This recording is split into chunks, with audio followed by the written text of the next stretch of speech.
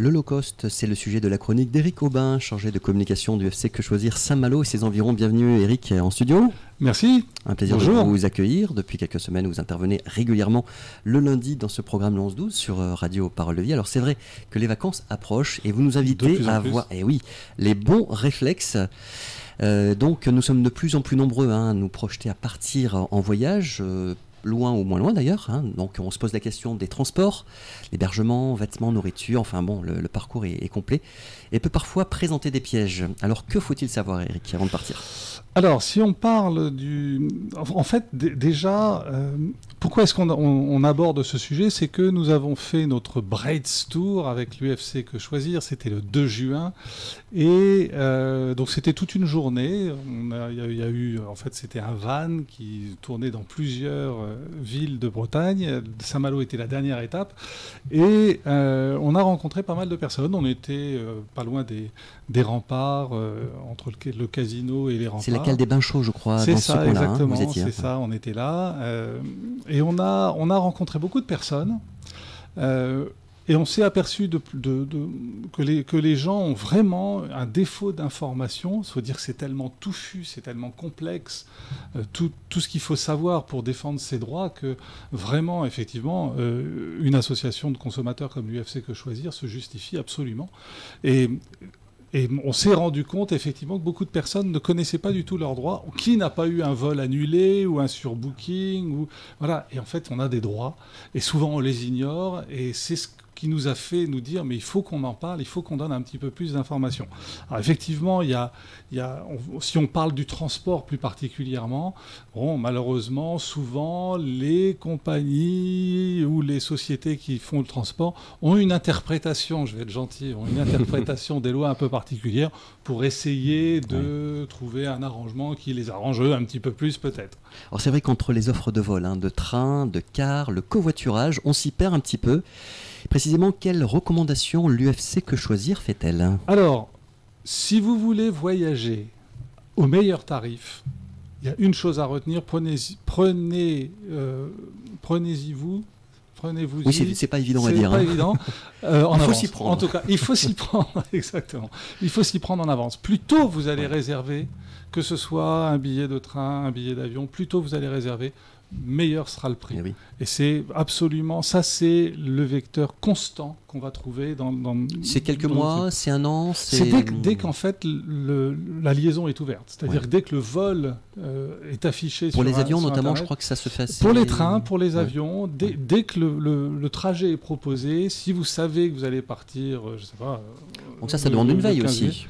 Ça demande une veille, oui, ça demande une organisation et ça demande une veille. C'est sûr que prendre son billet de transport au dernier moment, ça vous met quasiment au prix normal. Même si c'est un low cost, il n'y aura pas beaucoup d'écart avec une compagnie aérienne qui n'est pas low cost, si on parle des avions. Il y a un point qui est important, c'est notre rôle en tant que consommateur de trajet, de transport. On a une éco-responsabilité. Cette éco-responsabilité, on la trouve à tous les niveaux, que ce soit au niveau des hébergements, que ce soit au niveau de la nourriture, mais bien entendu au niveau des déplacements. Au niveau des déplacements, il faut savoir qu'une famille avec 2 enfants qui part et qui va parcourir 1000 km va émettre 2,4 kg d'équivalent carbone. Alors vous savez, l'équivalent carbone, c'est les gaz qui produisent un réchauffement et qui entraînent... Les gaz à effet de serre, comme on dit. Les gaz à effet de serre et qui entraînent le réchauffement climatique. Ça, c'est prouvé, il n'y a pas tellement de discussion là-dessus.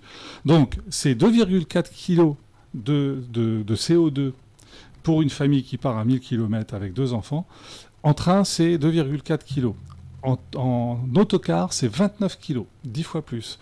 20 fois plus si on prend sa voiture et on passe à 178 kg. Donc on va de 2,4 à 178 kg si on prend un vol moyen courrier.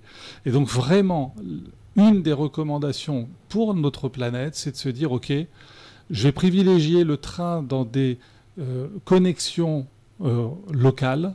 Vraiment, il faut le privilégier. Si je prends un vol, je vais privilégier le vol direct, parce que ce qui va prendre beaucoup d'essence, enfin de kérosène en l'occurrence pour l'avion, ça va être le décollage et l'atterrissage. Surtout le décollage, c'est vraiment là, il prend 10% de ses réserves. Et donc voilà, donc je me rends peut-être en avion sur un moyen ou un long courrier à un endroit, ensuite je vais tourner avec des moyens raisonnables. Le train vraiment est à privilégier. Donc bon, on a bien compris, il faut être en veille pour avoir les meilleures offres possibles. Alors précisément sur le train, Éric Aubin, il y a plusieurs possibilités. Il y a des comparateurs en ligne, notamment. Oui, alors c'est intéressant parce qu'on peut parfois trouver des billets de train intéressants au niveau international. Peut-être sur la société de transport, la SNCB par exemple, l'équivalent de la SNCF, mais en Belgique, donc ça finit par B.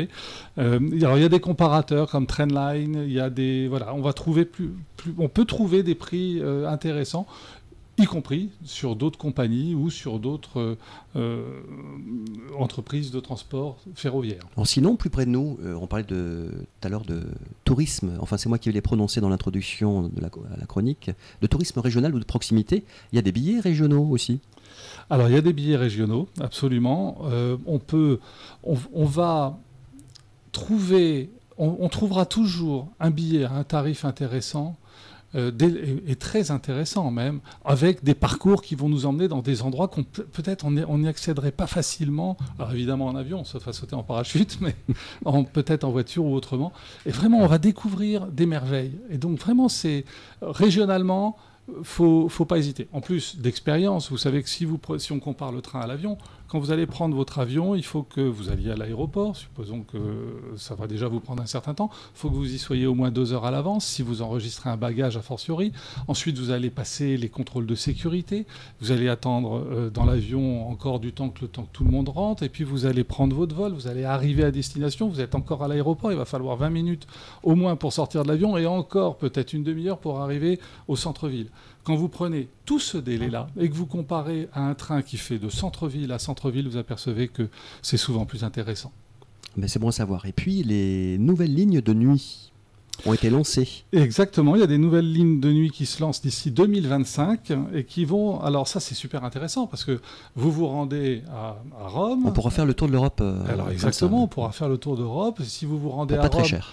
Vous allez prendre peut-être une nuit d'hôtel. Et plutôt que de prendre une nuit d'hôtel, voyager pendant la nuit. Et ça, c'est super intéressant et c'est très, très économique.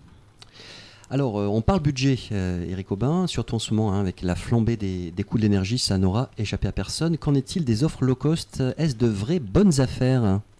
Alors, oui, c'est souvent de très bonnes affaires, à condition, encore une fois, de réserver son vol ou de réserver son billet, parce que je parle de vol, mais ça peut être des trains, ça peut être des cars, il y a beaucoup d'offres.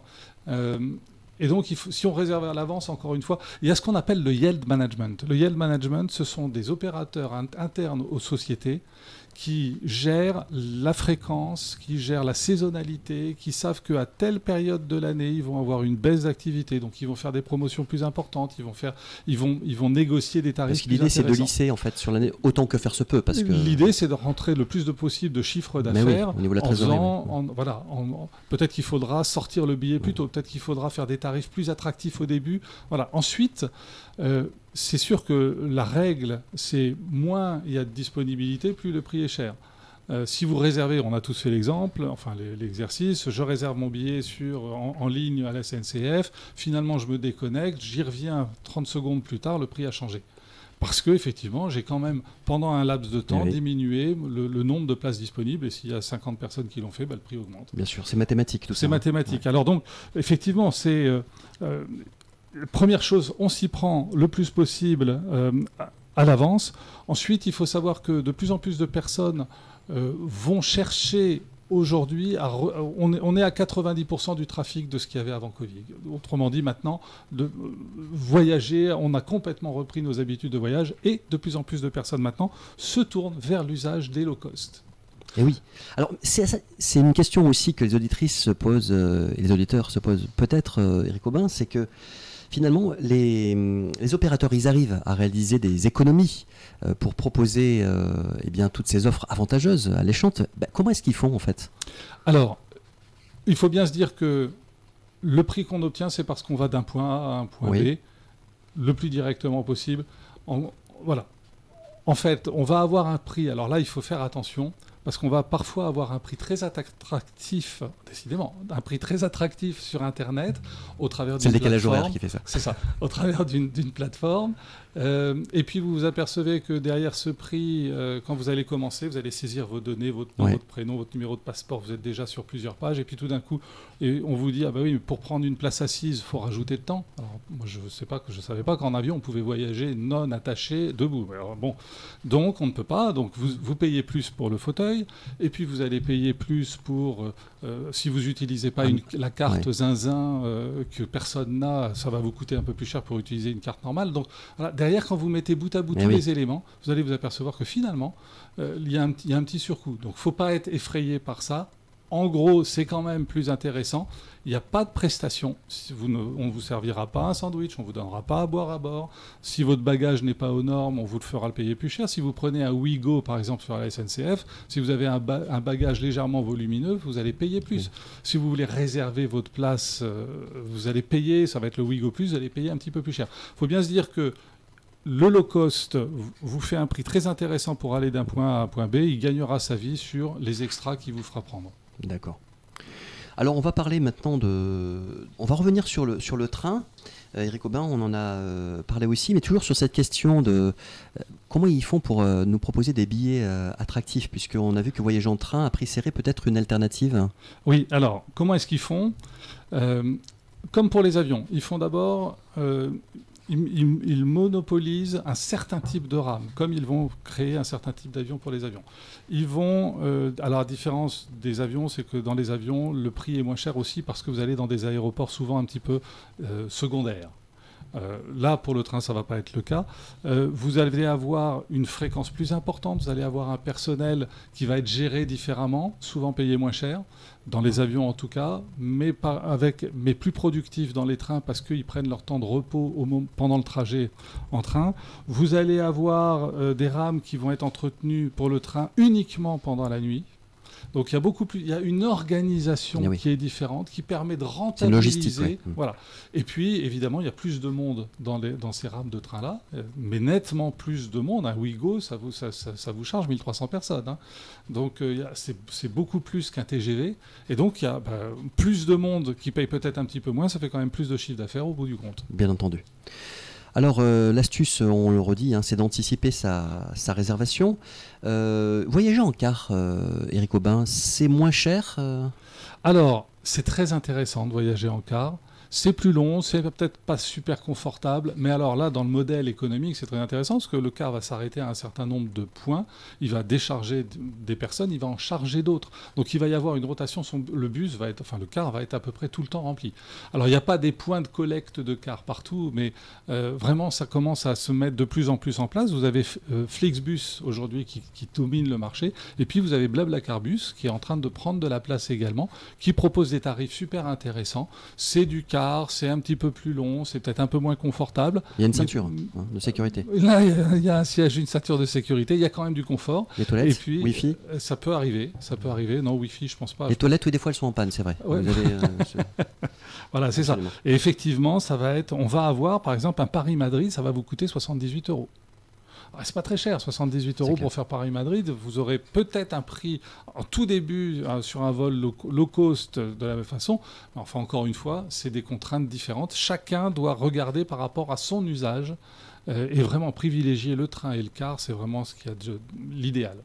Si mon car a un accident, que dois-je faire, Eric Aubin ? Alors, si votre car a un accident, eh bien, vous avez des droits, évidemment. Vous avez l'agence de voyage qui vous a fourni probablement la visite d'un lieu avec transport en car est responsable. Donc, ce sera vraiment à elle. Elle a une obligation contractuelle de sécurité, donc elle va devoir vous indemniser s'il y a des préjudices. Et évidemment, si les préjudices sont très importants, voire même s'il y a des morts, la famille peut, elle aussi, remplacer la victime et donc obtenir les dédommagements qu'elle devrait avoir. Devant quel tribunal d'ailleurs agir ? Alors, il faut savoir que ça va être un tribunal à proximité de chez vous, mais vous devez avoir opéré. Vous ne pouvez pas aller directement au tribunal comme ça. Il va falloir d'abord que vous démontriez que vous avez cherché à trouver des terrains d'entente, que vous avez cherché à avoir une négociation, une conciliation avec des délais suffisants, que peut-être vous avez mis en place un médiateur, que tout ça est arrivé n'a pas produit les résultats voulus, auquel cas, très bien, à ce moment-là, vous allez au tribunal et vous allez vous porter partie civile, très probablement. Merci pour ces précisions. Éric Aubin, maintenant, en ce qui concerne les paiements en chèque vacances, si le vol est annulé, que dois-je faire? Alors, on a eu un cas, il n'y a pas très longtemps, justement, là-dessus, d'une personne qui disait « La compagnie aérienne refuse de me rembourser le vol parce que je l'ai payé en chèque vacances ». Alors, c'est ce qui nous a amené, d'ailleurs, à nous intéresser à ça, parce qu'il y a de plus en plus de sociétés qui utilisent des chèques vacances.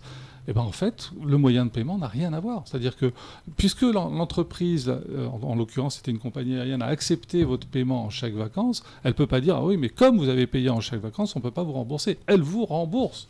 Bien sûr, le chèque vacances est aussi valable que n'importe quel autre moyen de paiement, sauf si c'est clairement marqué dans le contrat que, parce que vous payez en chèque vacances, vous ne pourrez pas bénéficier d'un remboursement. Alors il y a aussi la dimension européenne, par rapport au fait que si le vol n'est pas considéré comme un vol européen, on ne peut pas donc se prévaloir du règlement CE en fait. C'est ça. Alors en fait, un vol européen, c'est un vol quand même important de le savoir aussi, qui est au départ de l'Europe ou à destination de l'Europe et fourni par une compagnie aérienne européenne. Voilà. Donc si vous prenez une compagnie étrangère, vous lisez bien les conditions, il est possible qu'elles soient un petit peu spécifiques. En ce qui concerne les annulations, retards et surbooking, il y a une réglementation en la matière? Ah bien sûr, bien sûr, bien sûr. Quand c'est des retards, il faut savoir que vous allez avoir que ce soit retard, que ce soit surbooking, que ce soit annulation, vous allez avoir une indemnité qui va aller de 250 à 600 €. Alors, vigilance par rapport à ça, il n'est pas rare que les compagnies aériennes essayent de vous dire oui, mais c'est pas de notre faute, c'était une circonstance imprévisible, c'est extraordinaire, on ne peut pas vous rembourser plus de 200 €, mais on va faire un effort pour aller jusqu'à 200 €. Non, non, c'est 250 € pour des vols qui sont à moins de 1500 km, c'est 400 € pour des vols compris entre 1500 et 3500 km, et c'est 600 € pour des vols supérieurs à 3500 km. Il y a un barème, c'est très clair, on ne va pas se laisser avoir, et ça c'est dans le cas de retard de 3 heures ou plus, si c'est un avion, à son arrivée avec un retard de 3 heures ou plus. Donc il y a une indemnisation. Si le vol est annulé, il y a une indemnisation aussi, il y a une prise en charge des frais éventuellement. Si c'est du surbooking et qu'il y a un appel au volontariat, vous avez des droits également. Vous pouvez, si votre vol est surbooké et que pour le coup vous ne pouvez pas rentrer dans le vol, vous avez tout à fait le droit d'être remboursé intégralement de votre billet. Vous avez aussi le droit de négocier un réacheminement si vous le souhaitez, avec éventuellement des conditions commerciales plus intéressantes. Vous avez des droits. En fait, les opérateurs ne peuvent pas utiliser le surbooking ou ne peuvent pas annuler des vols et ils ne peuvent pas se cacher derrière des circonstances exceptionnelles. S'il y a une grève du personnel de la compagnie, ce n'est pas une circonstance extraordinaire. Si par contre c'est une grève des bagagistes ou de la sécurité, là effectivement ils y sont pour rien. Voilà, donc il faut se dire qu'il voilà, ils peuvent pas se cacher derrière n'importe quel prétexte pour essayer de ne pas vous dédommager, mais ils le feront sûrement. Et en cas de refus d'embarquement, qu'est-ce qui se passe? C'est les mêmes règles. Ouais. Si on refuse, on doit vous proposer un remplacement avec un délai, c'est-à-dire que c'est un remplacement qui ne doit pas vous faire arriver le lendemain, évidemment. Donc il y a un certain nombre d'heures par rapport à ça. Et voilà, vous allez avoir, vous avez des droits. Et bien sûr, si vous êtes passé par une agence de voyage, vous pouvez aussi vous tourner vers votre agence de voyage qui a une garantie, elle aussi, pour pouvoir vous assurer la prestation que vous avez achetée. En ce qui concerne la distance, le vol d'oiseau fait foi. Oui, c'est intéressant ça. Effectivement, on a découvert ça. C'est que pour que ce soit équitable et que tout le monde soit remboursé de la même façon, parce que vous pouvez faire un Paris-Madrid en passant par la Norvège. Donc évidemment, la distance serait beaucoup plus longue, en particulier dans les low cost. Donc là, non, on prend la distance à vol d'oiseau, c'est la même pour tout le monde, quel que soit l'oiseau d'ailleurs, et c'est la même distance pour tout le monde. Bon, à savoir, pour terminer la chronique, Éric Aubin, la compagnie est tenue d'indemniser en espèces ou par tout autre moyen de paiement. Exactement. Absolument. Et c'est ça. Peut-être que on peut avoir des vouchers, on peut avoir des avoirs, on peut avoir un moyen. Il faut juste obtenir l'agrément, être d'accord avec le client pour obtenir. Il faut savoir que vous avez 5 ans pour agir. Alors ça, c'est en cours de cassation que ça a été défini parce que une compagnie française très connue estimait que le délai était de 2 ans. Non, il est de 5 ans pour pouvoir réagir. Eh bien, merci beaucoup à vous, Éric Aubin, pour toutes ces précisions. C'est la fin de ce 11-12. Donc, c'est une émission en partenariat avec l'hebdomadaire Le Pays Malouin en ce qui concerne les informations locales. On vous retrouve, si vous le voulez bien, lundi prochain, Éric Aubin, avec un prochain sujet. Voilà. Merci. Je rappelle que vous êtes chargé de communication du FC Quechosy.